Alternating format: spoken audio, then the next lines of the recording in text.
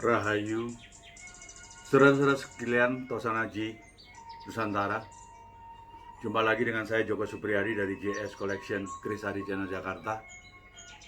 Mari kita awali dalam doa. Semoga senantiasa segala yang terindah dan terbaik terlimpah untuk kita semua. Amin.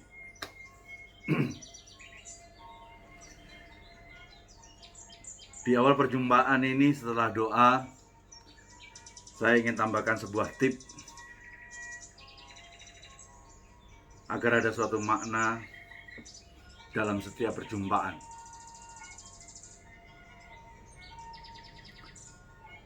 Bagi saya, hadapi segala hal yang telah terjadi dengan sikap yang paling mulia di muka bumi ini. Dan sikap itu adalah rasa syukur. Kenapa kita harus bersyukur? Karena semuanya telah terjadi. Baik buruknya yang telah terjadi, kita syukuri saja. Ketika kita kurang dalam bersyukur, itu akan memberikan suatu beban tas ransel di pundak kita, yang sehingga untuk bergerak akan jadi malah tambah lambat. Untuk itu, hadapi segala yang telah terjadi dengan sikap yang paling mulia di muka bumi ini, yaitu dengan rasa syukur. Selanjutnya, genggamlah energi yang terbesar yang ada di muka bumi ini untuk bertindak saat ini, yaitu energi yang terbesar di muka bumi ini adalah energi cinta. Ketika Anda cinta, ada suatu pekerjaan Anda tidak mungkin Anda tidak sukses dalam berkarya. Ketika Anda cinta pada keluarga Anda, tidak mungkin keluarga Anda tidak akan sukses. Sejatinya, energi yang terbesar di muka bumi ini yang layak kita bawa serta menuju masa depan, yaitu energi cinta. Bukan berarti urusan antara laki-laki dan perempuan, memang ada kaitannya, namun cinta dalam perspektif yang lebih luas. Baik, kali ini kita berada di tayangan 108. Saya akan babar Pusaka Punokawan, yaitu Semar Kuncung dan Petruk. Sekaligus merupakan review 3 pusaka saya, yaitu nomor 5689, 5690, dan 5506. Sebelum kita membahas tentang masalah Pusaka Punokawan, tentunya referensi Mahabharata perlu kita pahami lebih awal sehingga bisa enak membahasnya. Mahabharata adalah kisah epik Hindus yang dari India. Kira-kira pada tahun 1000, Dharmawangsa selaku Raja Mataram Hindu terakhir di Kerajaan Medang, Jawa Timur, dia memerintahkan untuk menyalin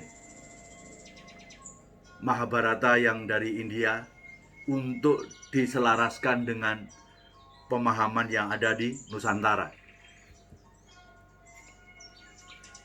Penyelarasan selanjutnya pada tahun 1030, manakala Kauripan diperintah oleh Prabu Erlangga, seorang Empu Kanwa ditugaskan untuk menyelaraskan juga. Kemudian di era Kediri, yaitu Empu Sedah dan Empu Panuluh, mencoba membabar ulang penyelarasan Mahabharata atau Bharatayuddha dalam rangka memeringkati kemenangan Sri Aji Joyoboyo atas Jenggolo. Sehingga penyelarasan demi penyelarasan itu terjadi. Bagaimana dengan sekarang? Tentu penyelarasan tidak akan pernah berakhir. Namun dari gambaran yang saya coba pahami tentang Mahabharata, ada 6 perbedaan yang mencolok yang saya tangkap bedanya antara Mahabharata yang ada di India dengan Mahabharata yang di Nusantara. Yang pertama, Draupadi. Draupadi itu di India dianggap sebagai istri dari kelima orang Pandawa tadi. Kalau di Nusantara atau di pewayangan Jawa, Draupadi adalah merupakan istri tunggal dari Yudhistira atau Puntadewa. Tentunya ada penyelarasan, karena barangkali poliandri tidak dikenal oleh masyarakat Jawa. Akhirnya Draupadi dibawa ke arah hanya istrinya si Yudhistira. Perbedaan kedua, Sri Kandi. Sri Kandi itu dulu secara past life, karena di Hindu itu kan percaya tentang past life, kehidupan sebelumnya. Dulu pernah mencoba menyatakan cinta kepada Bhisma, namun sama Bhisma ditolak. Sakit hatinya kebawa dalam suatu kehidupan lebih lanjut. Akhirnya Sri Kandi lahir sebagai seorang perempuan, namun dibesarkan dengan cara laki-laki, sehingga wujudnya seperti laki-laki.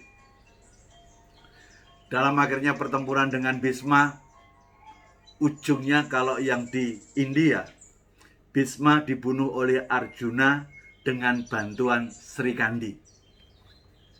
Namun pada pewayangan lokal di Nusantara, Indonesia, ya Sri Kandi itu seorang prajurit perempuan yang bahkan cantik, dan dia dalam satu cerita Bharatayuda Nusantara, dialah yang membunuh Bhisma.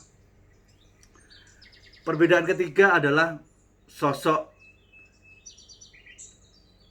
Dewi Gandari, ibunya para Kurawa. Kalau di India, Gandari itu merasa cinta sama Pandawa walaupun bukan anaknya. Namun dalam babaran wayang yang ada di Jawa, Gandari sangat membenci Pandawa. Perbedaan yang keempat saya tangkap, Gatotkaca itu kalau di India itu tidak bisa terbang. Yang bisa terbang itu adalah Triwikromo. Namun kalau di wayang Jawa, Nusantara, Gatotkaca bisa terbang. Bahkan Triwikromo tidak bisa. Namun dia punya keahlian penglihatan dan pendengarannya sangat tajam. Yang kelima, ini adalah hubungannya dengan Tosanaji. Di India tidak ada yang namanya wayang menggunakan suatu keris, tapi di Nusantara semua wayang menggunakan keris. Itulah sesuatu gambaran yang menunjukkan sejatinya Tosanaji itu berasal dari Nusantara. Kemudian yang keenam. Yang keenam, saya melihat bahwa di India itu tidak ada yang namanya Punokawan.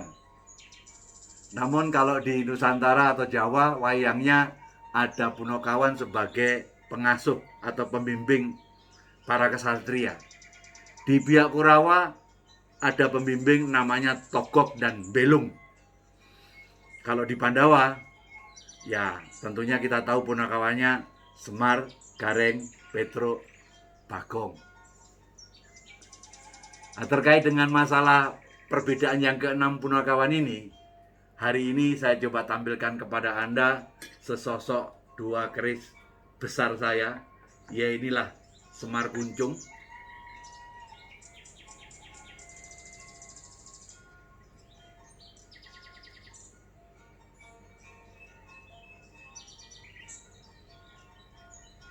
dan sosok yang luar biasa, Petruk.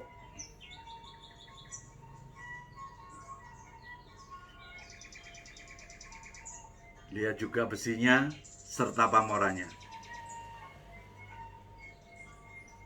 Lule, truk, opo Romo? Sajake kowe kok ganteng sekali hari ini. Iya dong Romo, anak siapa? Akhirnya kita mencoba membabar dikaitkan dengan Tosanaji. Mari kita mulai dari sisi sosok Semar. Sosok Semar ini adalah sosok yang bisa dibilang sangat-sangat fenomenal karena dia menjadi sesepuh yang sangat luar biasa. Namun dalam perkerisan Semar itu ada di 3 macam. Yang pertama ada Semar Mesem, ada Semar Kuncung, ada Semar Lungguh yang ketiga. Ketika kita bicara tentang Semar Mesem, tentunya kita akan tahu bahwa itu lebih ke arah ditujukan untuk tujuan yang kita sebut dengan pengasihan.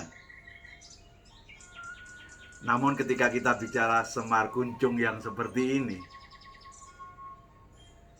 ini tujuannya Semar Kuncung tidak lain tidak bukan secara filosofis untuk mempertajam kekuatan spiritual kita.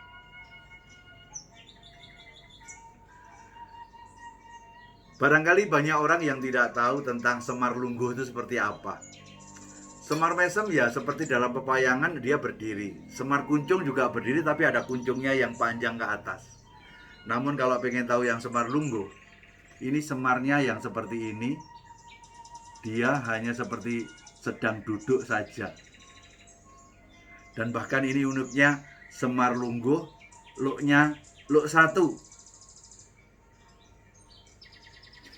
Nah, ketika kita bicara tentang masalah Semar Lungguh ini, kalau Anda bisa melihat pada website kami, untuk melihat Semar Mesem nanti, lihatlah di nomor 5689. Kalau bicara tentang Semar Lungguh ini, silahkan Anda melihat di website dengan nomor 5506. Kalau di Semar Kuncung tadi panjangnya adalah 34,5 cm.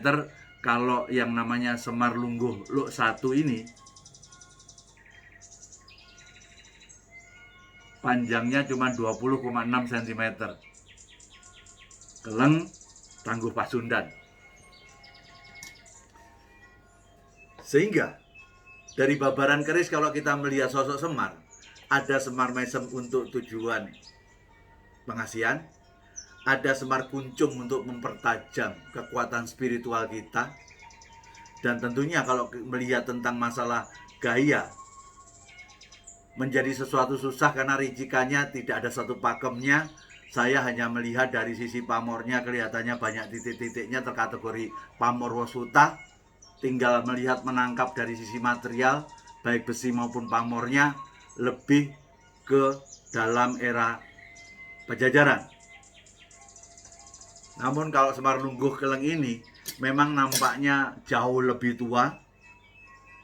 Izinkan saya menangguh Tangguh Pasundan.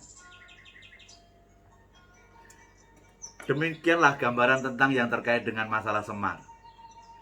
Kali ini kita mencoba bicara yang lebih sensasional, yaitu Petruk. Ketepatan secara garap luar biasa. Kemudian secara besi dan materialnya sangat menggoda. Dia dengan panjang 36,3 cm, berarti cukup besar seperti kayak wayang kita lihat. Melihat material baik besi maupun pamor serta garapnya, saya menangguh ini pusoko era nom-noman Pakubuanan. Nah, kalau kita bicara tentang masalah Petruk, ya tentunya Anda tahu Petruk adalah anak dari Gandarwa, sejenis jin yang kemudian dijadikan anak angkatnya Semar. Dia juga punya nama kantong bolong yang berarti suka berderma. Dia juga berarti Doblojoyo yang orangnya pandai dan pintar untuk berbicara. Dan bahkan tokoh Petruk ini sempat diselaraskan di era Wali Songo. Petruk sama katanya seperti dari kata fatruk, dan itu semacam satu makna tasawuf. Dari ungkapan tasawuf fatrukula masimalahi, yang artinya tinggalkan semuanya kecuali Allah Subhanahu wa taala. Berarti akhirnya Petruk memiliki suatu makna spiritual yang sangat kuat. Makanya jangan kaget ketika di pewayangan, ketika ada gonjang-ganjing urusan banyak-banyak, tiba-tiba muncullah Petruk yang biasanya ngomongnya banyak bercanda menjadi serius, membabar tentang sebuah arti kebenaran. Jadi itulah gambaran yang bisa saya sajikan pada kesempatan kali ini, sekaligus menjelaskan bahwa Punokawan itu gambaran merupakan sesuatu asimilasi budaya antara Hindu dan budaya Islam. Suka atau tidak suka, faktanya ada. Jadi kalau kita bicara tentang Mahabharata, terjadi penyelarasan yang lanjut. Bagaimana dengan perkerisan atau Tosanaji? Ya sama saja. Tosanaji juga melakukan suatu penyelarasannya. Masih ingat cerita yang sering saya, fakta loh ini, bukti ya. Pertama, saya suka ngomong pamor kulit semongko atau ngulit semongko. Di Majapahit dikenal dengan istilah itu. Padahal Majapahit itu ada di abad 14 dan abad 15. Faktanya, semangka menjadi makanan di meja itu baru awal abad 20. Artinya ada jeda hampir 500 tahun dari Mojopahit yang ada pamor kulit semongko. Yang menjadi pertanyaan, emang dulu namanya itu pamor kulit semongko? Menurut saya tidak. Justru ada penyelarasan dikaitkan dengan yang terkini ketika melihat mulai ada buah semangka. Kok gambarannya kok seperti pamor ini? Mulai hari ini dan ke depan, yuk kita sebut pamor kulit semongko, dan diamini oleh semuanya.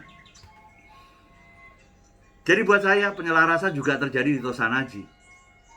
Mau bukti yang lain? Serat Centini pada bab 1 sampai dengan 4 membabar bahwa dapur keris jumlahnya 120.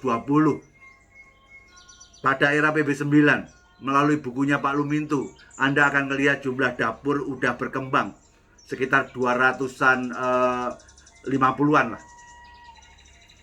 Pada PB ke-10 Putron Dalem Pangeran Hadiwijoyo membabar dapur keris totalnya sekitar 314-an, di mana 160-nya tergambar, yang lain tidak.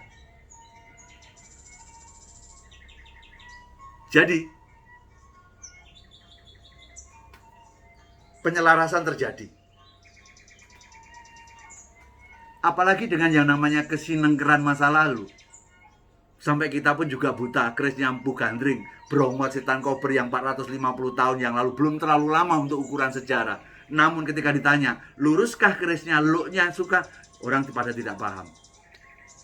Berarti aspek kesinengkeran itu banyak menutup paham-paham yang terkait dengan masalah keris di masa lalu.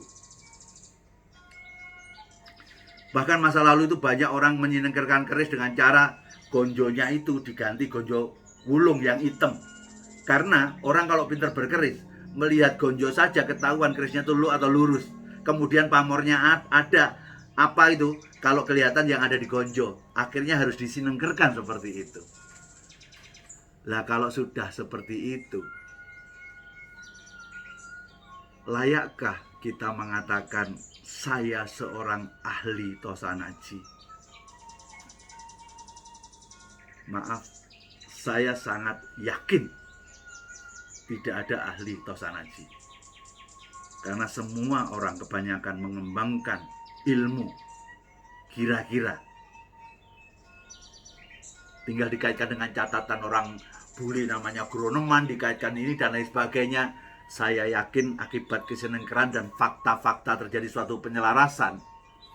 Rasanya nggak elok kalau ada orang yang ngeklaim saya adalah ahli Tosanaji.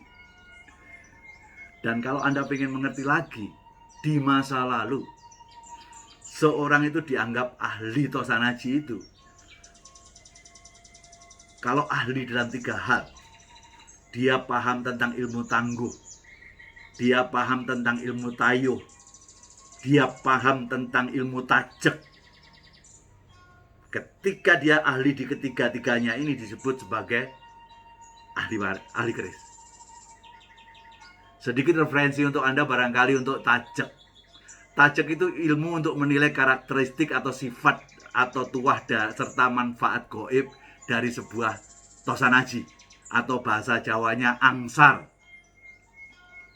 Lebih dalam lagi, ternyata melihat suatu tajek itu bisa dari 2 sisi. Najek secara eksoteri, dari sisi rabaan penglihatan kita, tapi juga tajek secara isoteri.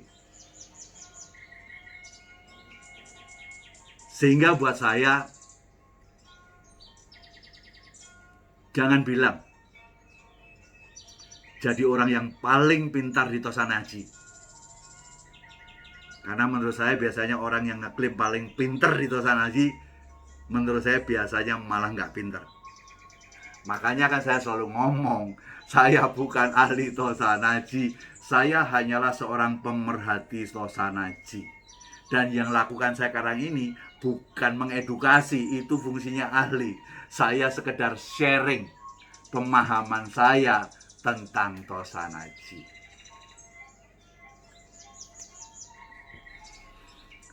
Jadi jangan lupa, banyak sekali kontroversi terjadi di antara teman perkerisan hanya karena gontok-gontokan antara si A ngomong ini, si B ngomong si ini. Menurut saya itu sesuatu hal yang lucu saya lihat. Meyakinkan sesuatu ilmu yang tidak terlalu yakin, yang akhirnya dibawa ke ranah ini harus seperti itu. Nah kalau seperti itu urusannya jadi ego. Makanya saya selalu mengatakan,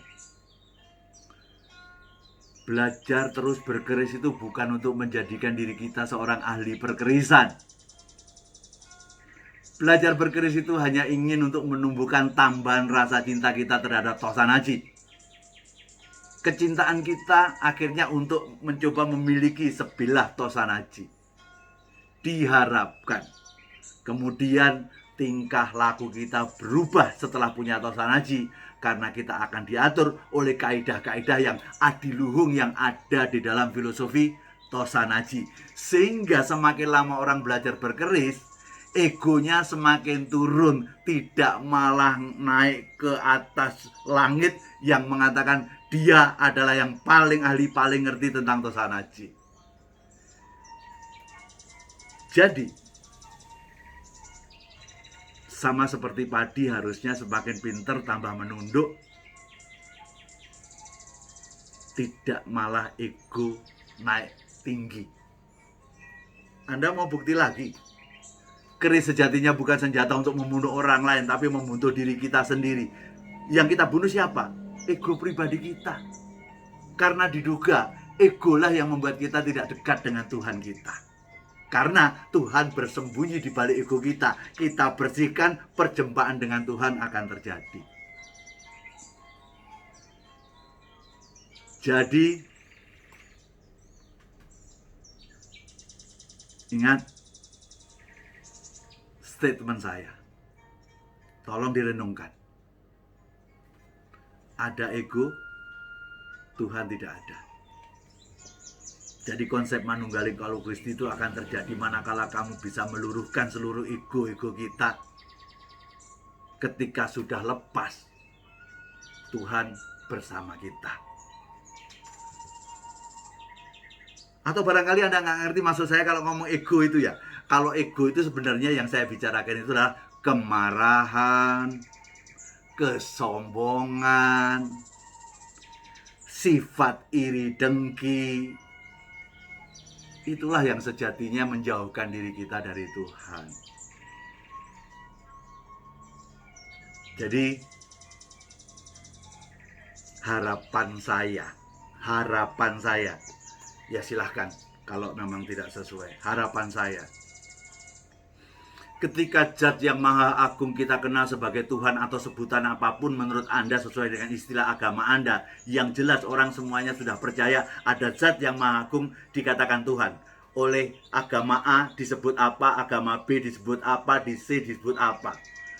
Bagi saya tidak salah ketika kita punya agama A meyakini apa yang saya lakukan ini adalah benar, tetapi hubungan personal kita dengan Tuhan. Tetapi kalau kita bicara tentang urusan keberbedaan dengan si B dan si C, bertoleransilah.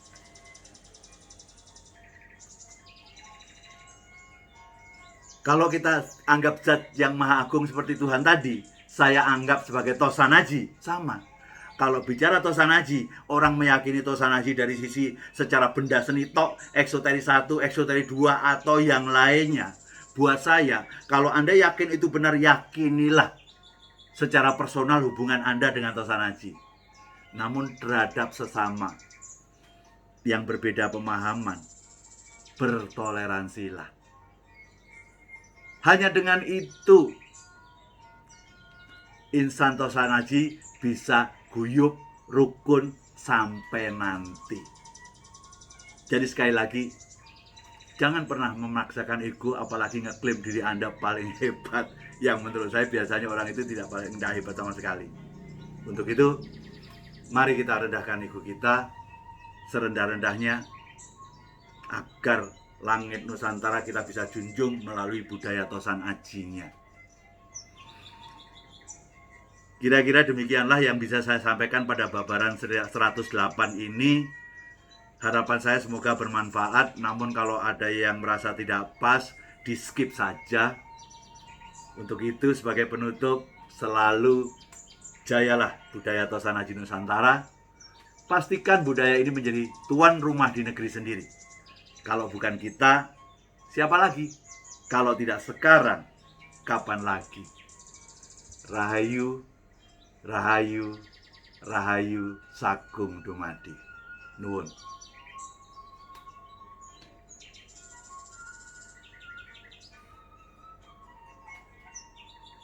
Petro